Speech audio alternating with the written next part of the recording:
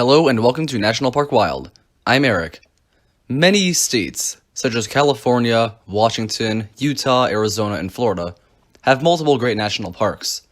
However, I think the best U.S. state for national parks is the last frontier, Alaska. I have been to the 8 national parks there, and today I'm ranking them all. One of the main reasons I'm doing this is because I have not made videos on those individual parks, so I kind of want to go in depth on what I thought about each one. And also, this is going to be a 500 subscriber special. Thank you all for 500 subscribers. I'm really happy we hit this milestone.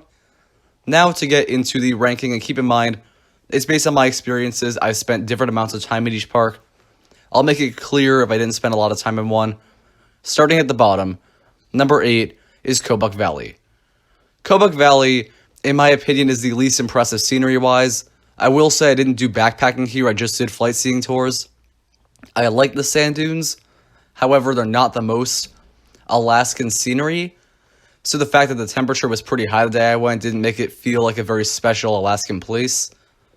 The scenery is good, but not great. There isn't a whole lot else to say. We didn't see any wildlife, there weren't any caribou when we went. It is a nice looking park, but it's definitely near the bottom of overall parks.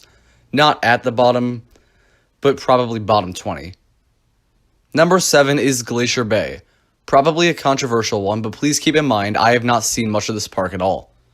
I went here on a cruise, an excursion, and unfortunately, when I went to the park, the issue was that we didn't go to actual glaciers. So I don't have a very fair review of this park.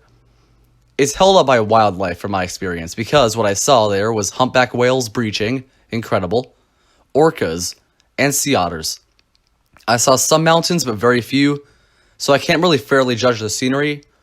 It is a beautiful park from what I saw, and I think if I were to go back, it could possibly be in the top 4 of Alaska, maybe even higher than that. But unfortunately, I didn't see enough of it to really get a great idea of what the park is like. Number 6 is Gates of the Arctic. This is a beautiful national park in some areas.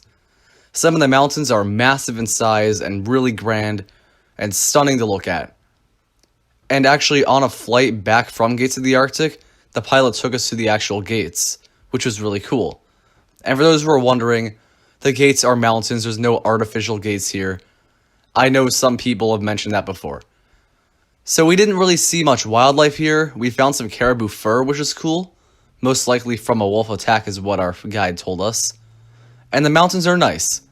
However, I do think the parks above this are more impressive in their scenery, but maybe that's because I saw more of them as I did only do flight seeing in Gates of the Arctic. Number 5 is Kenai Fjords. Many have this at number 1. And though I haven't seen everything in this park, it's definitely not number 1 for me. I will say the weather was not very good when I last went, and Exit Glacier was mostly pretty cloudy. And I should also say Harding Icefield is the only thing I've ever done here. I haven't done any ocean activities. I've seen some of the oceanfront before, I've seen sea otters before, even a whale or two. And for wildlife on land, I saw bald eagles and moose. Very nice. And Exit Glacier is a stunning sight, and the hike to Harding Icefield is fantastic. The only things holding this back are, first of all, I haven't seen as much of it maybe. But I also think the 4 above it just have much more impressive mountain scenery. I love mountains, and Kenai has some pretty small ones in terms of the scale compared to the others. Still a beautiful park for sure. And it's in my top half probably, but it's right around the middle. Not a bad thing, of course, because pretty much every park is great. But the top 4 are definitely above it.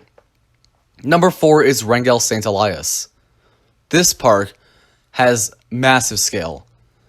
The mountains, especially in the Kennecott area and McCarthy Road, are beautiful. Hiking Root Glacier, that was amazing. Walking on a glacier as a day hike is awesome. I did whitewater rafting here, which was a blast. We didn't see a ton of wildlife. I think we did see some moose, but we didn't see any others. And some other Alaska parks that have more, which is kind of what holds us back. Another thing that kind of holds it back is there is a lot of this park to see, 13 million acres. And I will say, the scenery is certainly not impressive in all 13 million. You have to get quite far into the park to see the best scenery, and I've only really scratched the surface. I've only seen the Kennecott area in terms of the mountains. the drive to Kennecott is really not that impressive in scenery. So what I did see was great, and even though weather has never been great when I go there, what I saw was beautiful, and it's definitely a great park. Now, these top 3 are amazing national parks. They are just some of the very best. All of my top 5 overall, and that speaks volumes with how great national parks are. So, number 3, barely, is Katmai. Katmai is stunning. If you only go to the bear area, I can see it not ranking too high for you because even though the bears are great, it's not the only thing in this park. To really enjoy this park, you've got to go into the Valley of 10,000 Smokes and the mountains. I love volcanic activity and geothermal features and all that sort of thing. So seeing a huge valley, including rivers and lakes covered in volcanic ash, is really awesome. Something that really seemed unique to me. And even though there were some clouds, we got to see inside of Mount Katmai and the caldera, which was awesome. The mountains are huge and beautiful. There are so many lakes and glaciers. And from the plane, I had to take pictures of pretty much everything. And then there are the brown bears. One of the best wildlife sightings I've ever had in a national park. You are on a balcony with some other people, but you get to watch the bears fishing and eating. We went in a somewhat quiet time for bears, but we still saw plenty, including cubs and many others, some walking around the camp. We saw many bears, and we also saw caribou and moose, and plenty of other great wildlife. And overall, this park is just easily one of the best.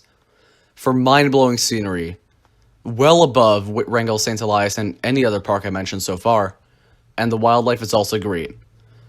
But it still got beaten out by number 2, Lake Clark National Park. Lake Clark is incredible. The flight into the park already had me floored, with how many glaciers, mountains, canyons, lakes, rivers, so much scenery. I was blown away by all of it. The hike to Denali Mountain is something I was able to do here, and you don't really get as many hikes in parks like Katmai, so the one hike here we got to do was great. It was the one clear day of pretty much the entire trip to Lake Clark and Katmai, and this hike has stunning views. It is a very strenuous hike, but it's an awesome one. However, wildlife here is also strong, even stronger than Katmai, as even though we got to see bears up close at this one as well, what really stood out besides bears, moose, caribou, and all sheep was wolves. We saw gray wolves here, which I had never seen in the wild until then. So that was stunning. Easily one of the best national parks. The coastal areas are beautiful, the mountainous areas are beautiful, glaciers, lakes, rivers, great hiking, and incredible wildlife. Easily one of the best national parks I've ever been to, and I've been to a lot of great parks. That said, number 1 could not go to any other but Denali.